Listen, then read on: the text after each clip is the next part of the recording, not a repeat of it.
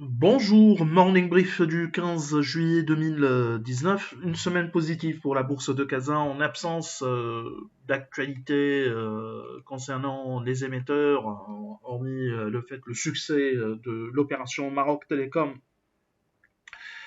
Mais le marché termine sur des gains, avec un Masi qui a affiché une hausse de 0,62% sur la semaine, réduisant ses pertes annuelles à seulement 0,47% depuis le 1er janvier 2019. Pour ce matin, on a uniquement les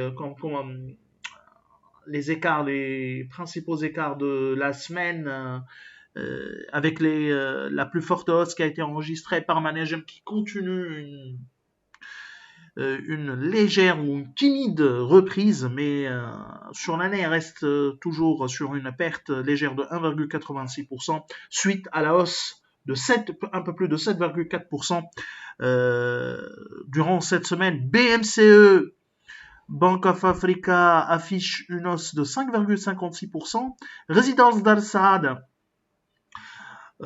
avance de 3,48%, mais les pertes sur l'année restent très élevées, plus de 27%.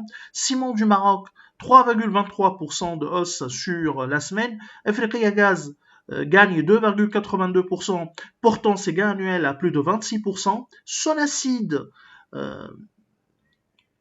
reprend 2,61%. Les pertes sur l'année pour Sonacid s'élèvent à plus de 33%.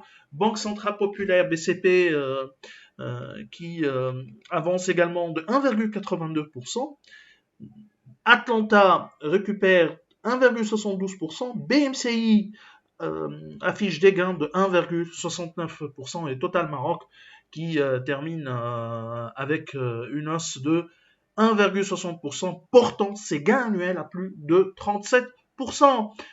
Pour ce qui est des principales baisses de la semaine, Crédit du Maroc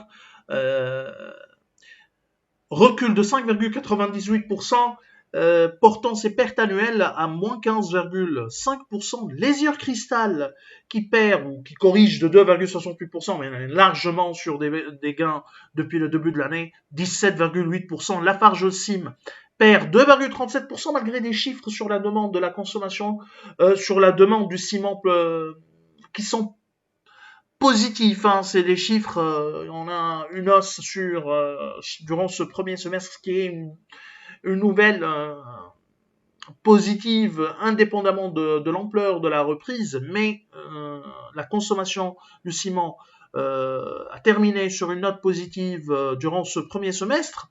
La Bellevie recule de 1,84%. CIH Bank perd également 1,41%. Doha qui perd aussi 0,98%.